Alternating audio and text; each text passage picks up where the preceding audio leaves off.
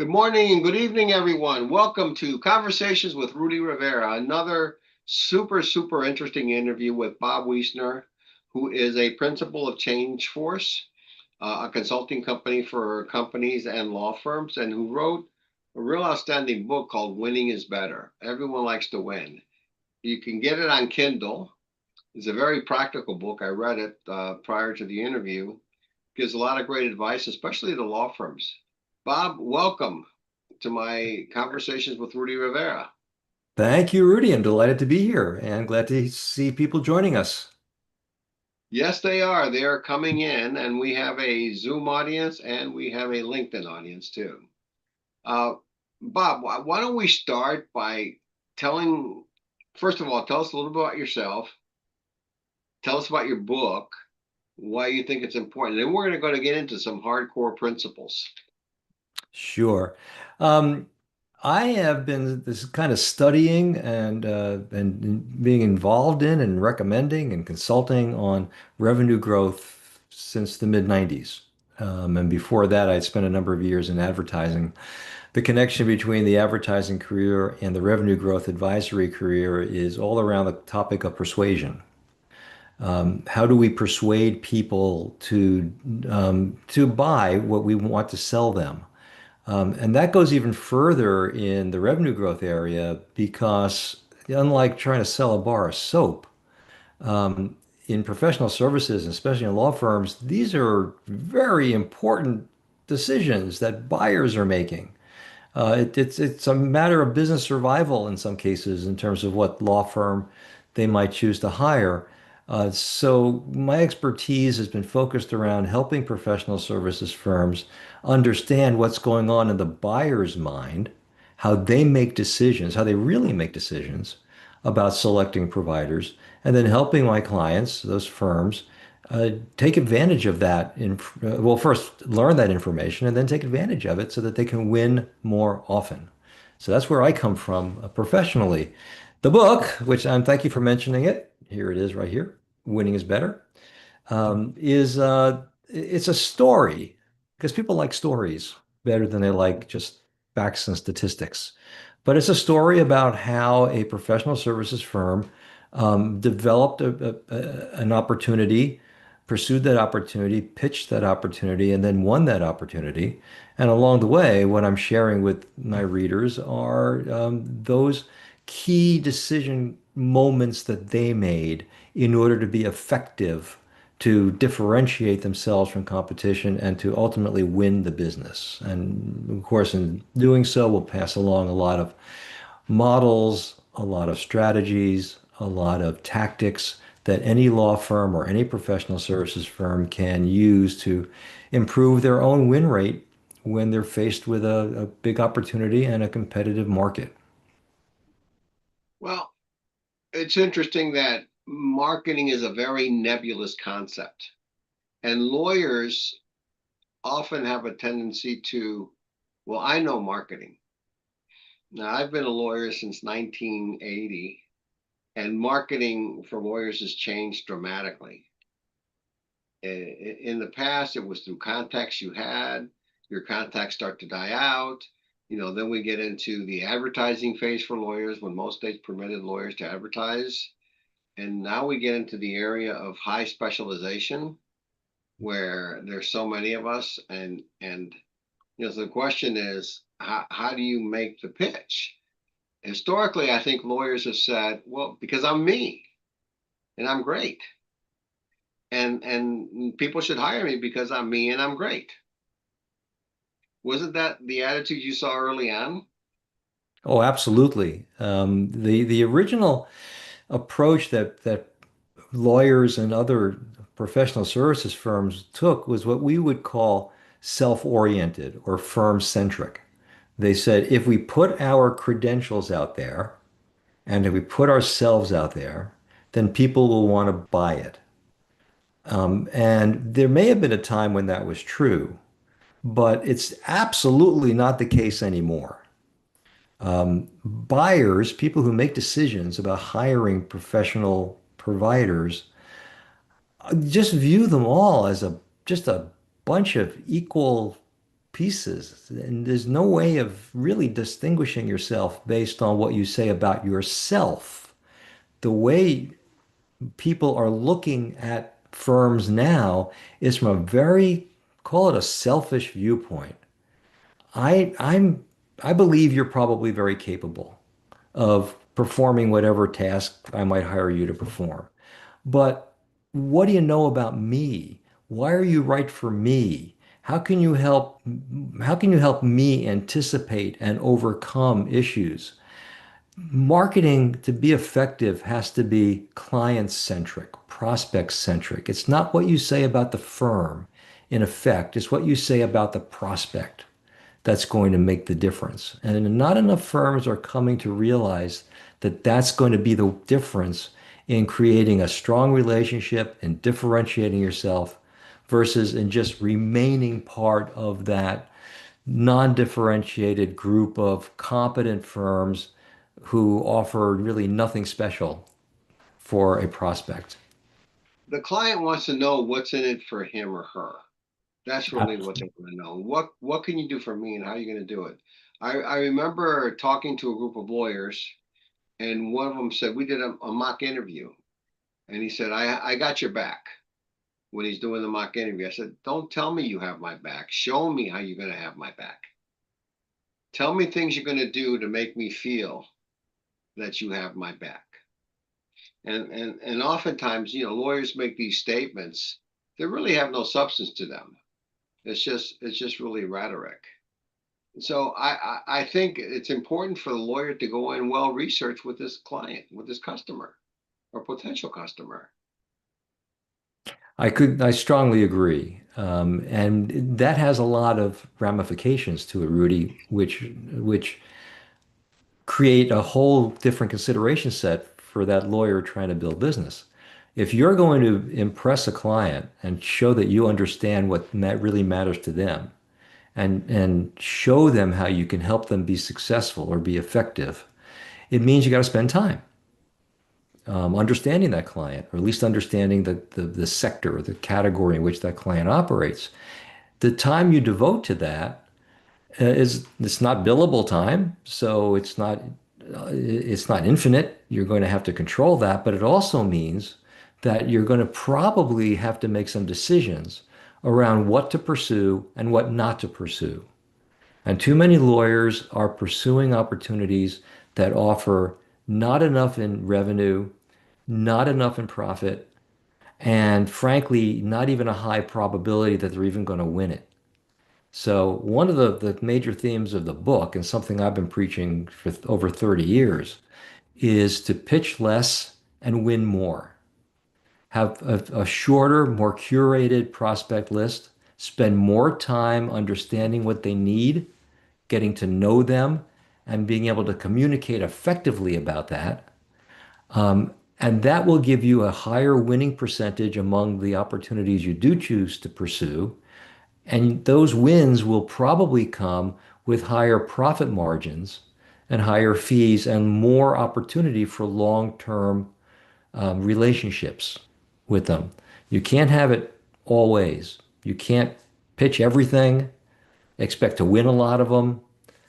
You have to make some decisions, and those decisions can actually, as difficult as they might be, will lead to much better financial and personal outcomes. Well, in your book, you have this ingenious, it's so simple, it's ingenious, right? And that is the ROI per pitch. So Mhm. you're not talking about firm profits. You're not talking about the profits of a particular case.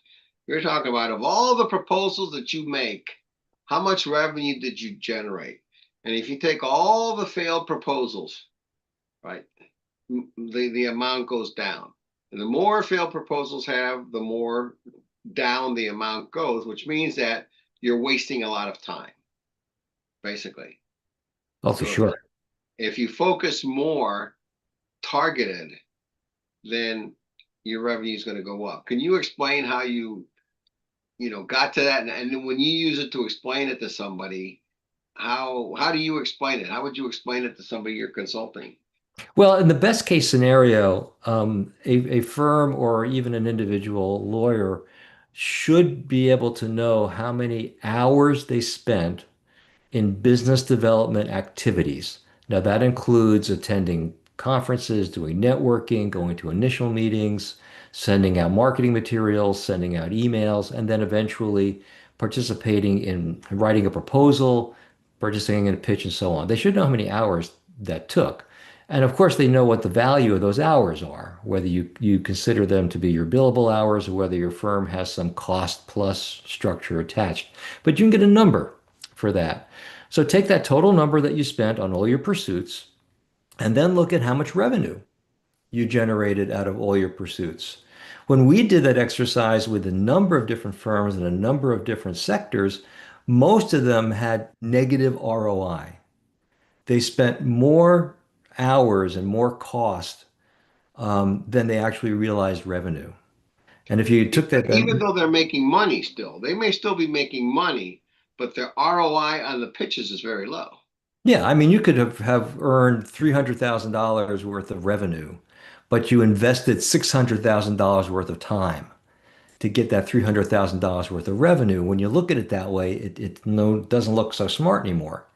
Um, if you don't have the actual numbers of hours spent, you can at least replicate or get an indication of what you're doing by just looking at how many you did. Did I have to do 20 pitches in order to win five new pieces of business? Um, that's a lousy percentage. You know, that barely gets you through to major leagues. I mean, and that's actually a good percentage that relative to what a lot of firms realize they're generating. In a better environment, what you're doing, Rudy, is you're spending, I don't know, instead of $600,000 to get $300,000 of revenue, you're spending $250,000 and you're getting $400,000 of revenue. We've seen numerous examples of that. Or you're, put more simply, you're pursuing 10 pieces of business and you're winning five of them instead of pursuing 20 pieces of business and winning five of them. In fact, out of those 10, you might win six or seven if you were smart about how you did your pursuits. So if you took the time to measure your investment into business development, you're gonna see some numbers that are going to be eye-opening for you and point you perhaps in a new direction. But once you and knowing what business to get is also important because you have to know that once you get it, it's going to be profitable. A conversation I've had with many of my friends who are outside counsel is the client that says, your rate is going to be this, take it or leave it. But we promise you volume. Then you send the bill. And then they say, well, even at this reduced rate, we're going to cut your bill. And that client, in my mind, is not worth having. So this client wants you to charge $100 an hour when there's a client that's willing to pay you 300. So I'd rather spend my time working on the client that pays me 300 and be happier than somebody I know I got to fight with every billing cycle. Sure. And we talked to a few firms that try to buy the business. So they know they want $300 an hour, but to get their foot in the door, you know, the old foot in the door strategy, they'll Lost start out leader. at yeah, they'll start out at $100 an hour, $150 an hour on the first project. And they'll tell the client that, you know, we're giving you a break because we want to develop a relationship. The question then becomes how many of those clients who start at the lower rate actually agree to a higher rate later on? More than They'll go likely, somewhere else. They will go somewhere else. of course, you've And trained them, you've taught them that they can get good legal services for $150 an hour. So why should they now pay you 200 or 250 or 300 an hour? That strategy is never a good long-term strategy. It gives you a little quick boost in revenue that you might otherwise have, but eventually either you're going to have to fire that client or you're going to have to live with much lower billing rates than you'd like. I would take a different twist on it, Bob. I would say that when there's something really good and big that comes, they're not going to give it to you because they're going to think of you as a $100 lawyer. Yeah. Well, this other guy who's charging 700, he must be good. So I think there has to be a bit of some arrogance there on the part of the lawyers. So this is what I am worth, and I think you need to hold firm on that. And Yes. if it's a client that at the first meeting constantly wants to beat you up, beat you up, beat you up, then say, "Thank you, I can't help you." You're bringing up a really important and subtle point, but it matters a great deal. And that is the first project that you get from a new client is setting the tone for what your value proposition is, what your worth is, and as well as what your expertise is moving Mhm. forward. We tell a story in the book, which is a true story, about an architect. This was an architectural design firm that really specializes in massive building projects. I mean, they put up stadiums and they put up bridges and they build, I mean, they just build multi million dollar projects. There was one they had their eye on for a new building for a law enforcement organization. And they were not getting a lot of love around being a candidate for that new building. But the client said to them, you know, if you want, we do need our bathrooms redesigned in the current building. If you want to take that project on, so we can see how you work and get some exposure to you, that one we'll give you. And then we'll see what happens later on with the new construction. Well, they took on the bathroom project. They did a good job with it, and they became known henceforth and forevermore within that client organization The as the bathroom bathroom architect. people, the bathroom architects. In Yeah. fact, the head of the architectural firm, that practice area, eventually was given by his colleagues in jest a golden toilet seat that he put up in his office, as a reminder of being the bathroom guy. So they did a great job, but they were labeled the bathroom people, and they never got a chance to bid on the major building. Now that's an extreme example. It's kind of mean on the part of the client, but that's the risk you're taking, and it's not that unusual. But that happens to lawyers too because I've seen it. Mhm. I've seen people say, "I'm going to hire the most expensive firm because they're going to provide better legal services because they're more expensive." Now that turns out to be not true most of the time. Most of the great service you're going to get, not necessarily from the big firms, although they do have good lawyers, but you also have bad lawyers in big firms. And in my situation, some of my best lawyers have been solo practitioners. One person who's been out of the practice for 25 years and getting back in is probably smarter than most lawyers I have. And, medium sized firms that I know are going to deliver the service and not think of overhead. So, you get the one extreme. You get the bathroom lawyer, and then you got the people that charge $2,500 an hour. Yeah. So what are they going to bid on? The $2,500 an hour lawyer is going to bid on bet the farm cases Mhm.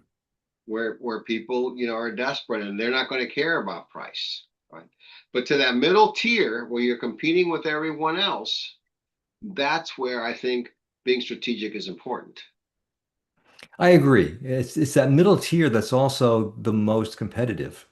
What Exactly. we're seeing in a lot of different sectors is that smaller firms are trying to punch above their weight by trying to get into bigger clients, and the larger firms are now looking more and more at the smaller, what they would consider to be a smaller client, because they believe they have the growth opportunities associated with it. So that middle ground is a difficult place to play in, but you can be very effective in that middle section by being really strategic, as you said, being really thoughtful about who you pursue, why you're pursuing them, and how you're pursuing them, and being, as we started out by saying, being very client centric, focusing on what the client wants and not just what you want to say about yourself. Well, you also talk about the truth about decision makers in chapter 4 of your book. Mhm. Can you enlighten our audiences what is the truth about decision makers? Well, your audience won't be surprised to hear this, but decision makers are not rational human beings. Uh, No, they are I am human. so shocked. I am so shocked by Yeah. that. They're human beings. We've done extensive research on this, my colleagues and I, over the years. And what it comes down to is this, let's call it the rational argument, which law firms put forward. Now, that includes their experience, their client list, their capabilities, their geographical location, the number of lawyers they have, um, all the things that might appear on a website or might be communicated in marketing materials. That matters to decision makers. But depending on the year in which we've conducted the research, the most recent research suggests that it's less than 30% of a decision. I think the Mhm. number we have is 28%.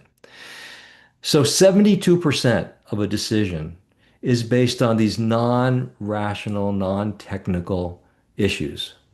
Now, those are things like, does the firm understand what I really need, where I'm really coming from, what I'm bothered by, how my business affects me personally, what I'm looking to achieve, what I'm looking to avoid. Another piece of that is we call chemistry. Do we like each other? Not just as friends, as drinking buddies, but do we share the same values? Do we share the same concerns? Do we communicate on the same level with each other? And the last of the four parts is we call it politics. Now, that could be macro politics. Are you Republican or Democrat? But it's more likely to be micro politics. What'll it say to my stakeholders, to the owner of my company if I hire you? Rudy, remember when they used to say, nobody ever got fired hiring IBM? That attitude still exists. It's a very political attitude.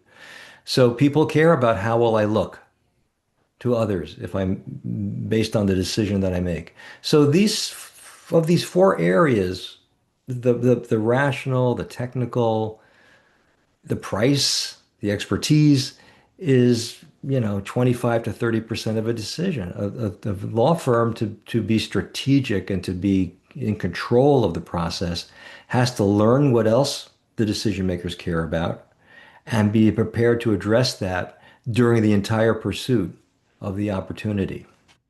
If I were, adding to what you're saying, and that is to me the most important is, do I feel like I can trust you? Mhm. Do I feel like I can trust you? Or are you just telling me things I want to hear? In some jurisdictions, lawyers are notorious for just telling you they're going to win. It's a hands, it's a slam dunk, things like that. But can I trust you to always tell me the truth? That's the first thing. And the second thing is, well, can I work with you? Is it going to be easy to work with you? That's to me, that's the second. Those are the two most important things.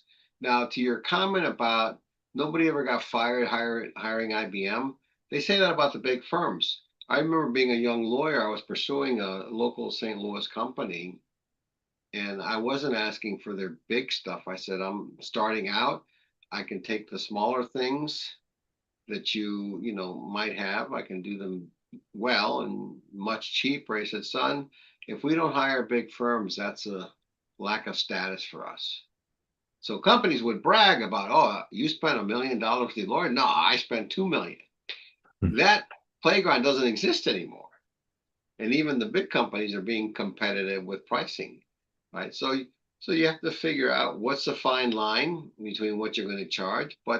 So I think it becomes more important. Can I trust you? Looking Absolutely. at my options. Absolutely. What we see today is that politics manifests in other ways besides this idea of hiring a big firm. It manifests in things like the power of incumbency. How will it look to me if I have a firm that's I've been working with before and now I don't work with them again?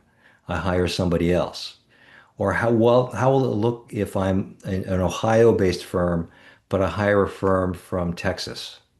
How will it look if I've been working with 50 lawyer firms or 40 lawyer firms, and now I hire a firm of only 10 lawyers. Now, I'm not suggesting any of these are the right or wrong decision. All I'm saying is that in the mind of the decision maker, there's some concern, or there might be some concern about how that will appear to others and what reflection would that create about the decision maker themselves. So when we start talking about politics, we're talking about understanding whether any of that is operational. And if you do realize that that version of it might be playing a role in the decision, how do you address it or neutralize it during the course of the pursuit? And but feel free to ask it. Feel Yes. free if you're the outside lawyer, you feel free to ask the potential customer, the potential client, tell me what's important about this case for you beyond just the legal part of it. The legal part we understand. This is what we do. But is there anything I need to know as to why this is important, or if it may not be important? Okay.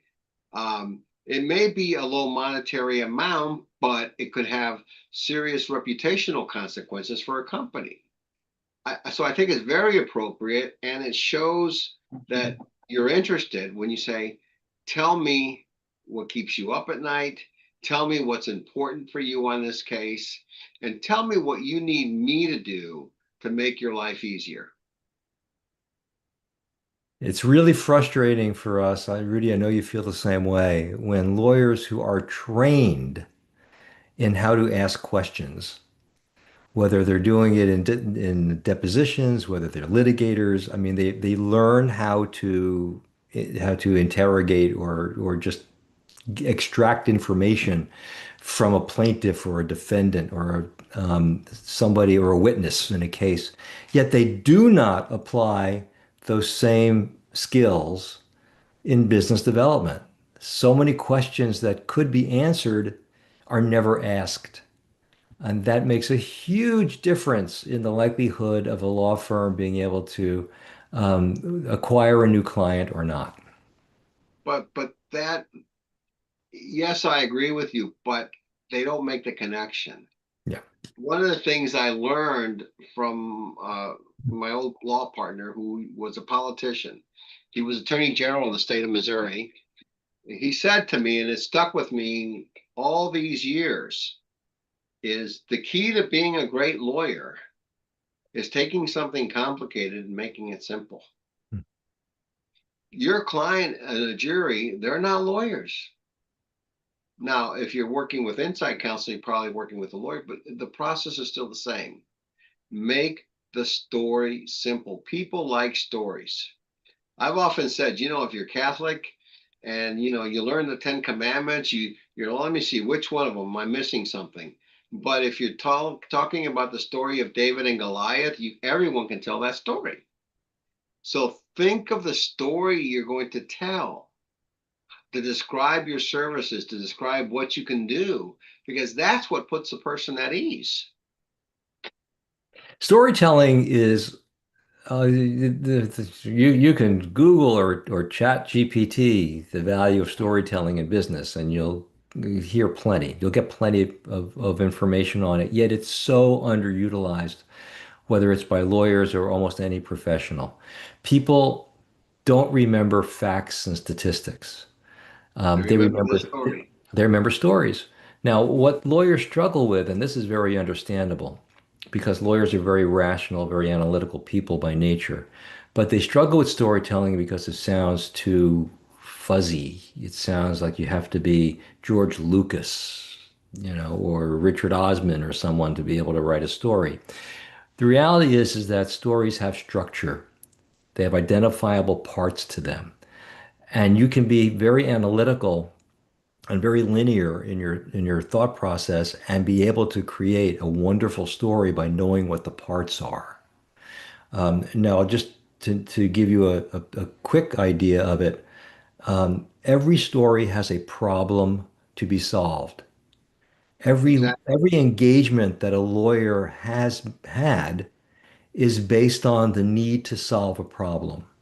So the place to start creating stories is around identifying what's the problem that we are going to solve or that we did solve or that we were hired to solve. Start with the problem. Now, sometimes it's a problem negative, it's a case. You're the Mhm. defendant in a case or you're or there's a clear downside to it. But sometimes it's an upside. Sometimes it's an M&A deal or a real estate deal and the opportunity to help a client do better than they otherwise would do by having better legal advice. But that's too is the beginning of a story. That we call that the opportunity. So you have the challenge or problem, then you have the Mhm. opportunity or the opportunity. From there, you can go talking about the process that we engage in that allows us to address the problem or create Mhm. the opportunity's solution.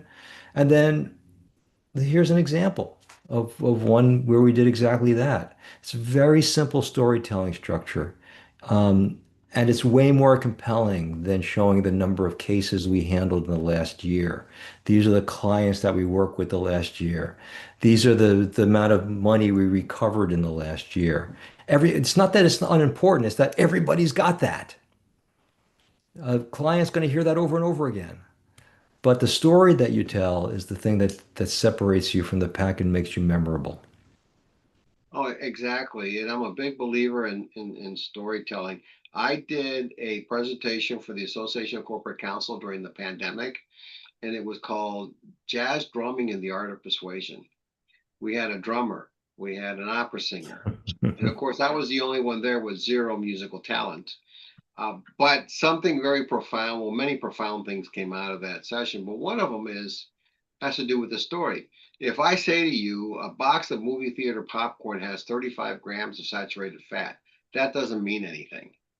But if I say to you, it has more saturated fat than a bacon and egg breakfast, McDonald's Happy Meal, and a steak and egg dinner, then that resonates. So these stories have to resonate. The second part is those stories have to be sincere. And one other word I like to add to this is humility. You got to have something. Nobody likes arrogant people. I mean, there are some people that I guess they built a reputation on being arrogant, and maybe that attracts a certain bit of a client. But I find that most of my colleagues, they don't like arrogant people. I remember interviewing a lawyer in Mexico City, and the conversation was, well, we just don't represent everybody. We're very particular about who we represent. Really? Mhm. Okay. Well, nice talking to you. And that's, the arrogance here. So I think there has to be some humility in Yeah, presentation. you mentioned it earlier. You talked about honesty. You can talk about transparency. Similarly, there's a word that David Maister and Charlie Green use in their book, The Trusted Advisor, which next to my book is a great one to have on your shelf. Of course, it's second of your book. Okay, let's just Second, be clear. It's second of your book. it's a Your close book is second. very good. No, your Well, book is very. thank you for that. But to go back to Maister and Green, they use an interesting word to reflect what you're talking about, Rudy. The lack, which in this case is not being arrogant or hubristic. They use the word intimacy. They say that trust requires intimacy, meaning you're willing to say to somebody, here's what we can do and here's what we cannot do.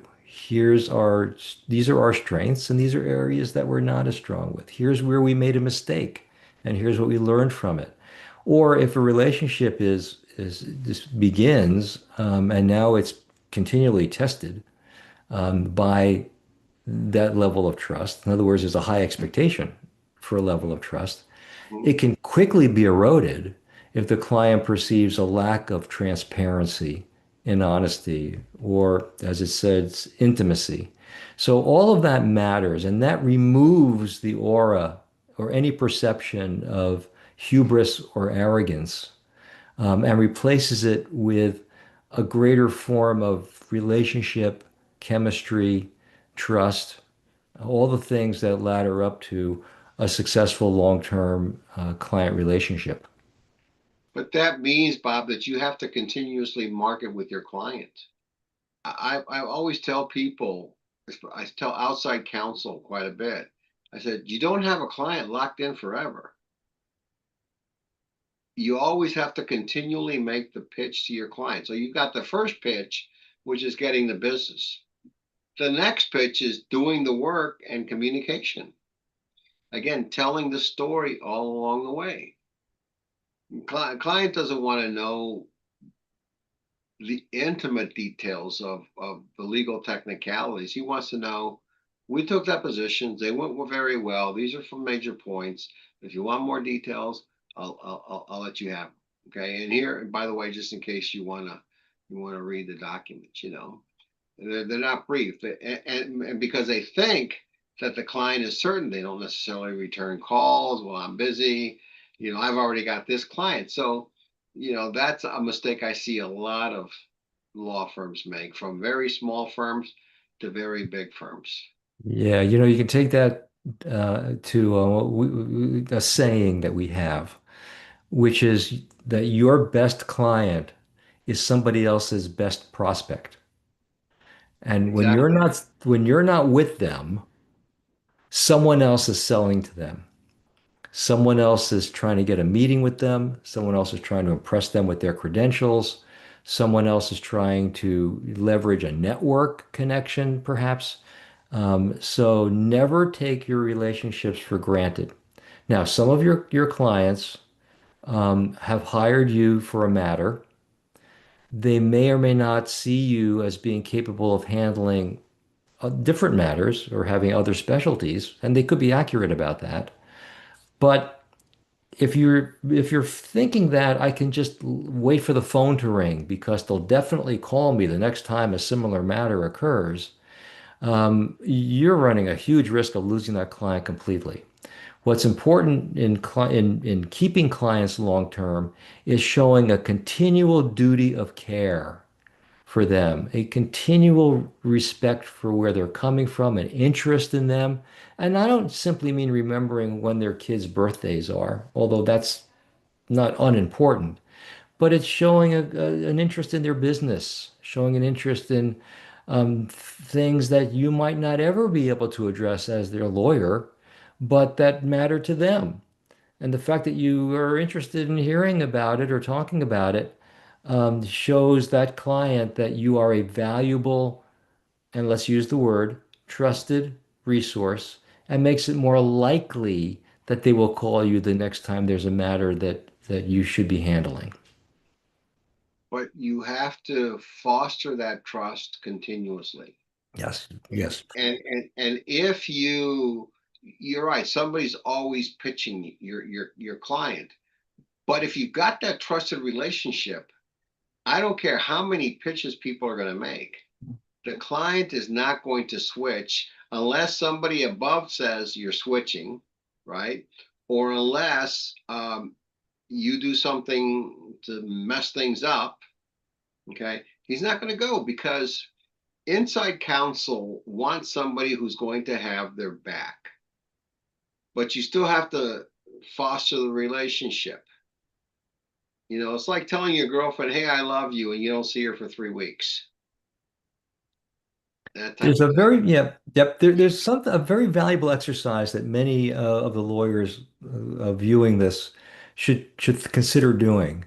And that is look at your current client roster, especially your most valuable clients, and ask yourselves if they were not a client, but I wanted them to be, what would I do? How would I approach them? What messaging would I give them? What would I do to show my interest in them? And you'll realize that some of your current relationships, hopefully not many, but some of them are more vulnerable than you think they are. Exactly. Those are the ones that you should have an active plan to elevate the level of trust, to elevate the value proposition that you have. We call it your position in the value chain, rather than be seen at what might be a lower position, which is you're a vendor, you're a provider for a certain problem. You should look to elevate your position in that value chain as somebody who is what we used to say in the old days, Rudy, is on the speed dial. Somebody Exactly. who they're going to call no matter what, even if you can't solve it for them, they just want to. discuss it with you. That those leaps are possible, but only when you start with the intention of discovering what it is. There's a funny episode on Seinfeld where people were battling to be on the speed dial. Well, I'm number one. Now I'm down to number two. But when you talk about the sales pitch to the client initially, once you have the client, you have to still continually make the sales pitch. Exactly. Because something that happens often is, gee, I didn't know you did that work. So you should always Exactly. keep your client always updated on what you do, what you're doing. I remember a lawyer from the Netherlands asked me, "Well, I want your advice on something. I haven't talked to my client for 6 months, and I handled the matter for him. It went well, but I feel if I call him that I'm just begging." I said, "No, you have a relationship with him. You did a good job. It's perfectly okay to say, 'How are you doing?' Hey, I remember our case. I had a great time representing you. If you feel like going to lunch, let me know. But I just want you to know I enjoyed my time with you as my client." Right? Yep. That's a sales pitch without being a sales pitch. It shows sincerity, shows humility. Not, how come you haven't sent me anything? It's a great example, and it's very accessible to any lawyer who's viewing this conversation. The opportunity to, and now let me just step back for a moment and say, you might not be able to do this with every single one of your clients, but Exactly. You don't have the time. where you have a valuable client, and you can define value how you want to. We can talk about that also. But where you have a valuable client, not only should you, but you must have a continual presence with them. We set up for our clients a monthly schedule. We ask them to be in touch with their client, with their valuable client, at least once a month and make it something of value that you're providing. Now, it could be at least, hey, how you doing? Or it could be, I saw this article and thought of you. Or it could be, here's some thought leadership that we just posted on LinkedIn. I want to make sure that you see it. But when they realize that you're thinking about them and you're looking out for their well-being, you are strengthening the relationship and creating greater protection against the incursion potential of a competitor stepping in. Well, it's low hanging fruit. How's Hmm. your grandchild? Oh, I understand your daughter had a child. Congratulations. Or God, your son was 5 or 10 when I met him, and now he must be in college. People always want to talk about themselves, and when you ask them about themselves, they'll talk. Which is why, there's an expression that says God gave you one mouth and two ears. Use your ears more than your mouth, and listen more. We have a comment, Bob. It says, "I don't want to simplify in any way what Bob is explaining, but basically the point from which it all starts is knowing how to communicate assertively." And I would add, instead of assertively, because I think what this person means is with confidence, with conviction. I second and third everything that you just said and that Marcella said very strongly. Another word I would add to it, which we've been talking about, Rudy, is communicate proactively. Don't wait for there to be a reason to communicate. Create it as long as it is client centric, as long as it's obvious to the client that you're doing it because you're thinking of their benefit. You're not doing it because you want to sell another service to them. As soon as you cross the line from here's something for your benefit to I want to sell you something, you've now changed the relationship immensely. It's now become transactional, and you've opened yourself up to all kinds of competitive inroads. Exactly. So all of Exactly. those things work together. Thank you for the comment, Marcella. I have a he's deceased now, but I had a brother-in-law who was in the music business. And he used to say, when I give him advice, he used to say, Oh, that's not how it works in my business. No, you don't understand. My business doesn't work like that.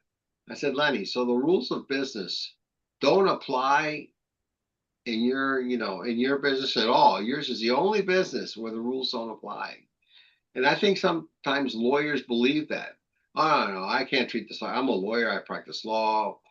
But it needs to be treated like a business. And an interesting comment made by Tamara, when she was asking you, how can you be effective working in so many industries? You did work for ACOM, BAE Systems, KPMG, Moody Analytics, all these companies. The fact is, the principles are all the same. So the same thing that a salesperson at IBM does or a salesperson at Microsoft does, the same thing a lawyer should be doing when, treating it like a business. Exactly. And I would take that to drive the point home, Rudy. I would take it a step further and say that the reason the principles apply across all these different industries is because, and this is where we started, you're selling to human beings. It's a person there. Now, their role might be GC, their role might be business owner, their role might be COO, their role might be you name it, but they're still a human being. And the research is profound and consistent that human beings make high stakes decisions in a predictable manner. In fact, there's a great book that's called Predictably Irrational, which Mm-hmm. suggests that people make the most important decisions irrationally. And that's what we want lawyers to be aware of, is to be sensitive to the fact that you're selling to a human being. You're not selling to a title. You're not selling to a university degree. You're selling to a person who thinks like a person and is thinking about you as a person, not as a title and not as a degree. And that actually should make things easier for you because it opens the door for you to be more effective. I agree. Bob, something that I got a big kick out was chapter 8, presenting for a standing ovation. Can you, Bob, nice of you to join us. Always a charmer, that Elliot. I mean, explain to our my audience, both here and on LinkedIn, what's the essence of that chapter. Well, there's a lot to go through in that chapter, and I'm not trying to sound like I'm trying to sell books, but I want to kind of give you a piece of it because this may be the most important piece for anybody listening Mhm. to this. If you want to get a standing ovation in a presentation, which should be your goal, by the way, Mhm. it's not in order to win the business, you have to be impressive. Um, Exactly. to do that requires a host of things, good preparation, good rehearsal, good timing, and so on. But it also requires, and I think this is what I mean when I say the most important bit, you win or lose a pitch, you win or lose a presentation in the first 10 minutes. 10 minutes. That In long, I would say the first couple of minutes. Well, I'm giving our your decision makers the benefit of the doubt. They're about Okay. to invest what for them is a lot of money in a decision. And while people do make judgments, the psychological research is very clear on this. They make some judgments almost instantaneously. It's not, it's pretty common that people will give you 10 minutes, 8 to 10 minutes to state your case. Now, what happens in most pitches, if your audience thinks about their experiences, the first 10 minutes is wow, we introduce ourselves, we review our credentials, we go over our experience, we talk about our client lists. If there's been a specific matter, we review our understanding of the matter. These are not unimportant points, but they're the same things that everybody's saying. All you're doing is you're establishing the fact that there was a reason we were invited.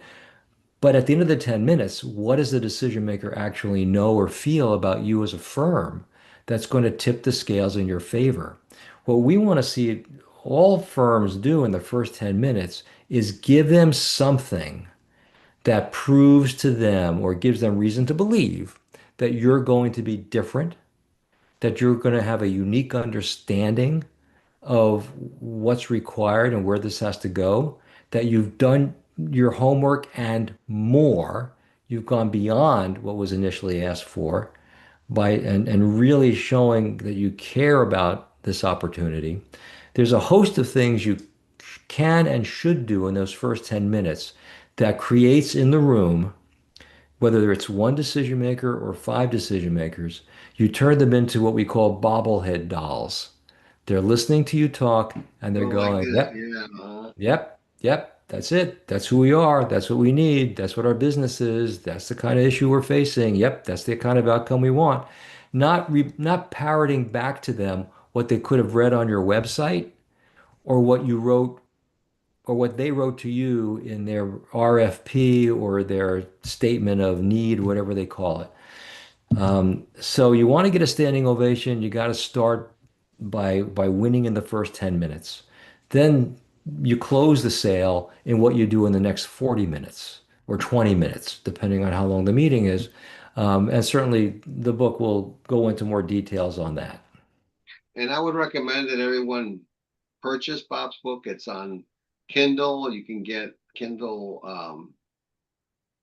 you know, if you're Kindle Unlimited, you get the book anyway, but definitely get it. If you like hardcover, oh, I said, Bob, I just ordered your book on Amazon. This conversation has made me very interested in reading your book. So, Well, thank you. And Marcella, after you read it, however long it takes, let me know what you think of it. Yeah, it's available. There's a Kindle edition, there's a paperback edition, and there's also an audiobook good. available of it as well. We're almost to the end of the time, but what I wanted to close with this is lawyers get a lot of training on being a lawyer. They get very little training on how to do presentations. And that's something that they should be trained on.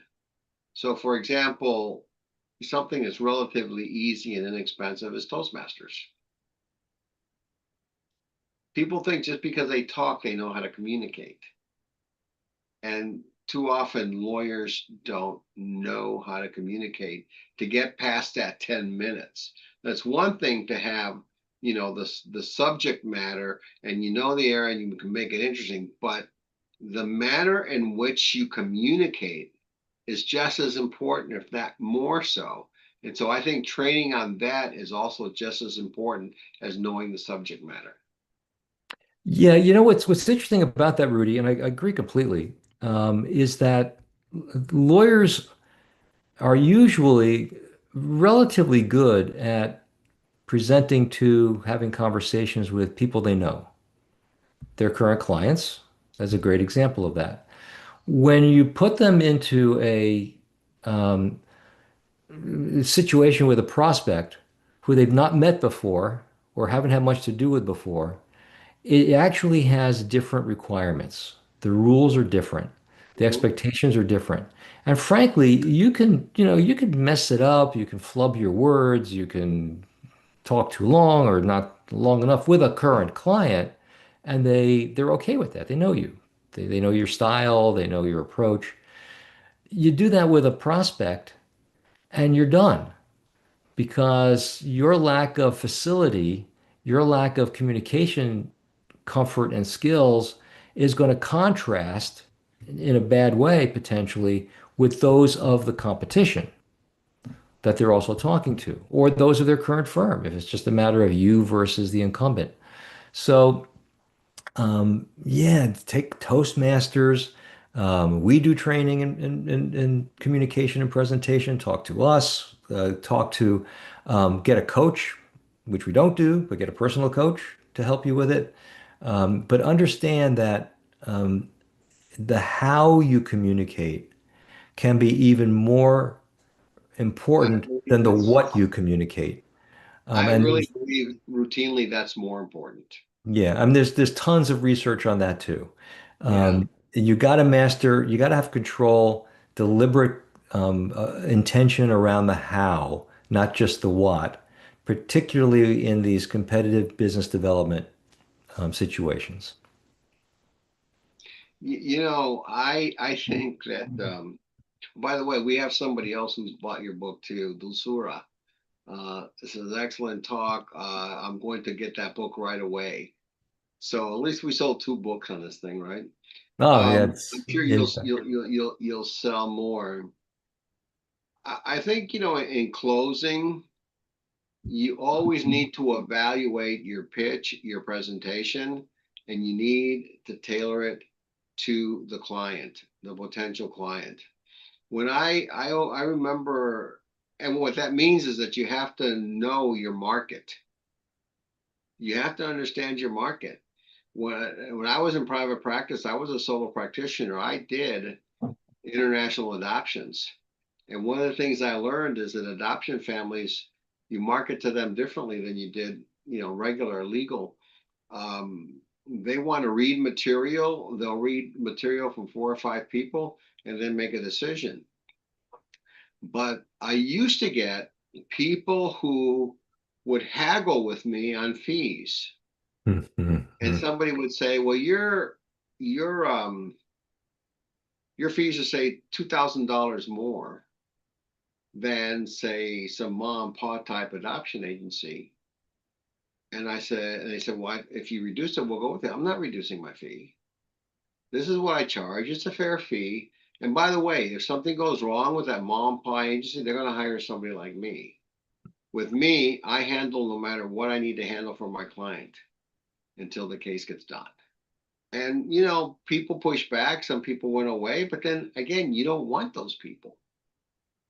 You want the people who are going to hire you for what they think you can do. If they start haggling too much about the money, they're never going to appreciate what you do. Exactly. Mhm.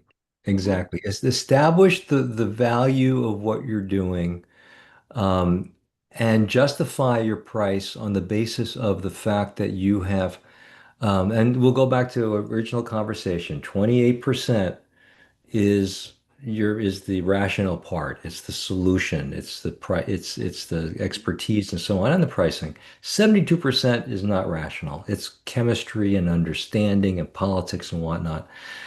If you're trying to justify your price based on 28% of a decision, then you'll always have pricing pressures. They'll always try to lower you. If you establish your relationship based on that 72%, based on the fact that we understand you and what you need and what you're facing and what your challenges are. We share the same values. We communicate well with each other. We will be likable, if not friends, and that we are a politically smart choice. We will make you look good. We will help you get through your career or help you with an issue that's above your pay grade. If you win on those three areas, your price is no longer that big an issue for them. That's what you were saying, in effect, with your adoption cases that you discussed. And that's what any lawyer can do in any area of any practice area. Establish your value, you can justify your price. When I was a baby lawyer, and I'm talking about presenting my first cases in court, and I remember, and I hope he's still alive, Judge Tony Everwine said to me, Rudy, I would rather be sitting in my office doing nothing than not getting paid enough. Mhm. Those are wise words to live by. No question. So we are at the end, and Bob, what I generally do is I'm going to thank my LinkedIn audience for attending the webinar. I think it's just been incredible.